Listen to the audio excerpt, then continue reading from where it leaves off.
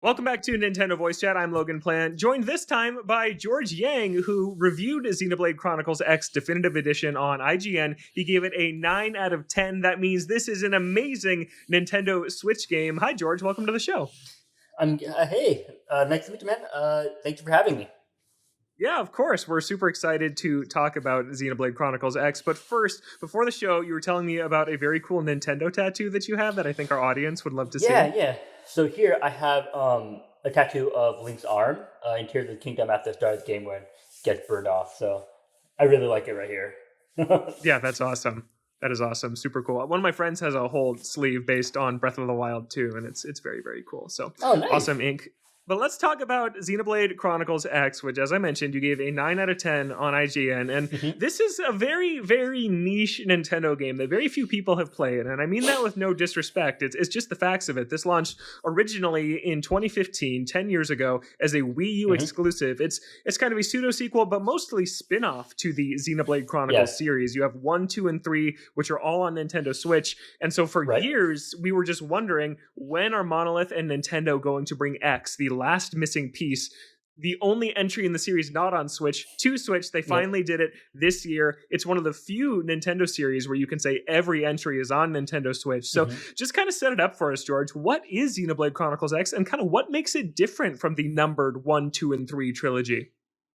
Right. So Xenoblade Chronicles X is a standalone story compared to the other 3 games. All of them are technically, but the future redeemed DLC for Xenoblade Chronicles 3 kind of brings all of the stories together. With Xenoblade Chronicles X, this one is more standalone than the others, but I will say the new story content that they added to the definitive edition of this release. I'm not going to go into any spoilers, but it kind of loosely brings X kind of more into like a whole multiverse thing. We're gonna Very cool. and I'm kind of really curious about how the series will go moving forward. Now for X specifically, so X takes place on a planet called Mira. Basically, Earth was caught in the crossfire between two warring factions in space, and with humanity, being on the brink of extinction, they search for new life on new planets, and they pretty much shoot arcs containing human beings to find them. Unfortunately, most of them don't make it, either destroyed at takeoff, or they simply just aren't able to find new life.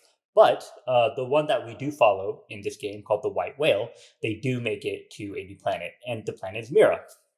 And so basically, you're tasked to search the remnants of the White Whale because the ship crash lands on Mira.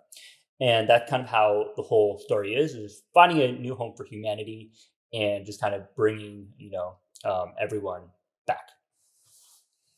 Yeah, cool. So it is a very different story, but also something about X is that it is not as story focused as the rest of the trilogy, right? Your main character is kind of a cipher. You design them yourselves, which is a series first, and they don't really speak. So kind of like something like in The Legend of Zelda, Breath of the Wild, where Link is kind of the silent protagonist. So kind of what is the focus of X more so, since it is less story focused? So I wouldn't say that the story is bad. It's just the weakest of the games so far, and so it has a lot more focus on the exploration, especially with the Skells, the giant mechs that you run around in. So it's much more of a focus on exploration. All of them do, but with X, it's specifically that, since the story just it's kind of a bit of a sideline for a little bit for this entry.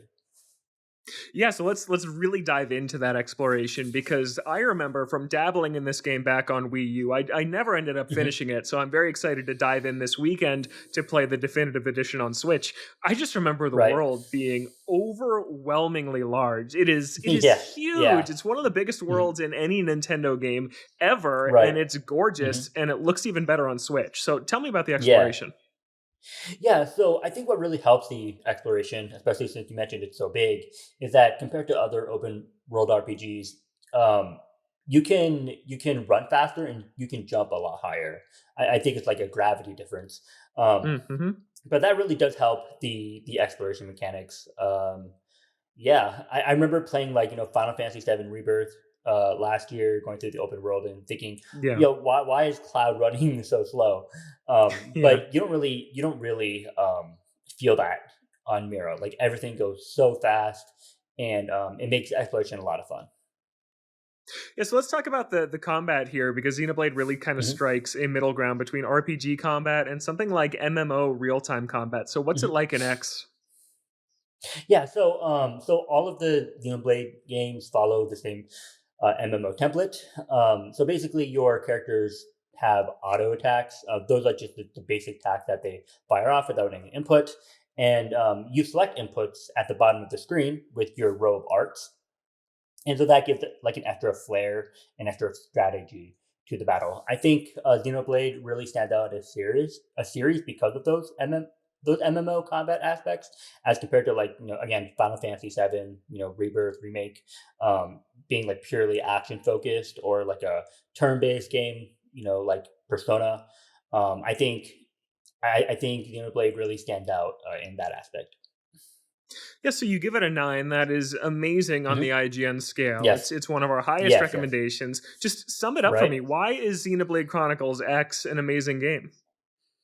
Yeah, sure. So, despite the story not being up to snuff to the other games, I think the exploration aspects and the battle system really outweigh really any of the cons that Xenoblade Yeah. Chronicles X does have. And I think it's definitely very easy to overlook, especially when you're in the middle of the game. It's a lot more fun, and I think the side quests really kind of you know uplift where the story kind of falls short.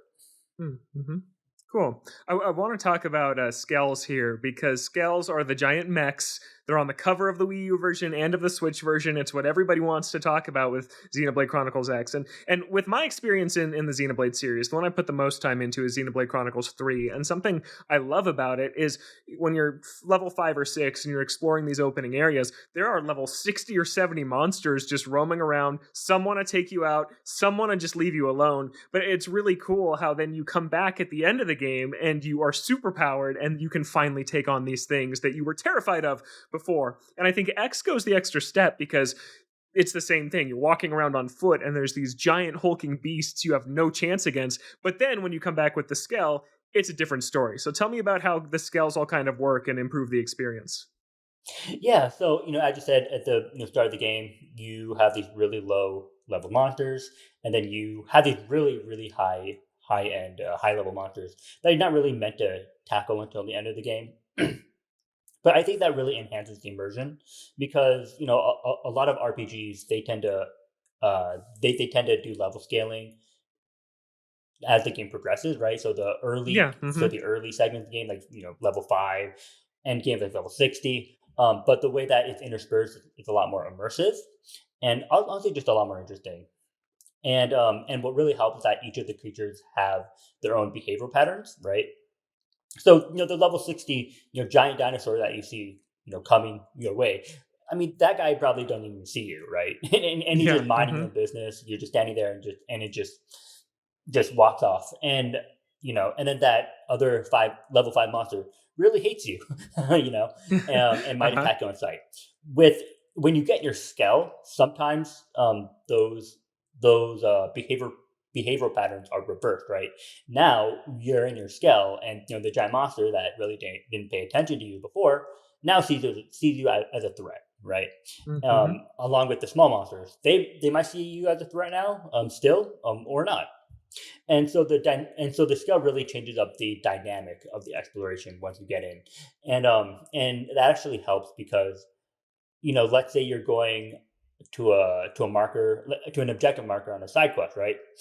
It might be better to go there on foot rather than you drive your scale up there if you don't want to like attract unwanted attention. So again, Yeah. right, the scale really changes up that dynamic and how you explore Mira. Yeah, cool. So this is the definitive edition, and you mentioned some new story content I'm sure fans are going to love to dive into. But what other kind of gameplay changes are here from the Wii U original? Yeah.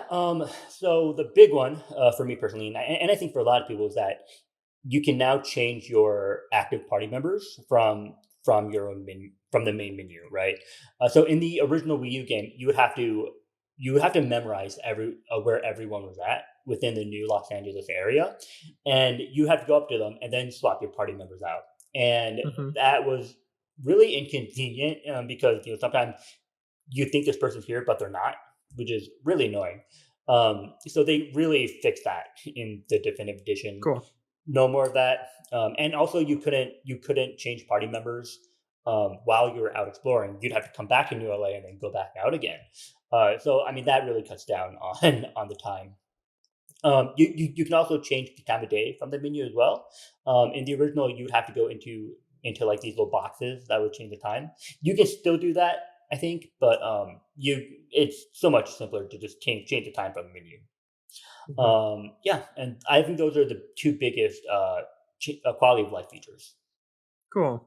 So we've said it a couple times now. The whole Xenoblade series is on Switch, but this one is the hot new thing. So I've seen plenty of NVC listeners ask, do I start here? Do I start with Xenoblade Chronicles 1 Definitive Edition, which is also, of course, on Switch? Like, where would you say players should start the Xenoblade series? Honestly, you can start anywhere. All of the games are standalone.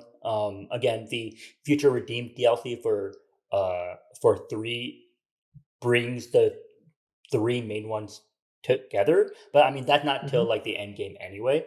So really, you can start anywhere. You can start with 1, you can start with X. It just whichever one you would prefer. Yeah, so maybe if you want more of a story-heavy experience, Xenoblade Chronicles 1. If you want that exploration open world, go with X. Right. Yep. Yeah. I would say, like, if I had to rank them in terms of story, I would say the first Xenoblade, and then Xenoblade 3, and then 2, and then Definitive Edition, X Definitive Edition. Yeah. Yeah.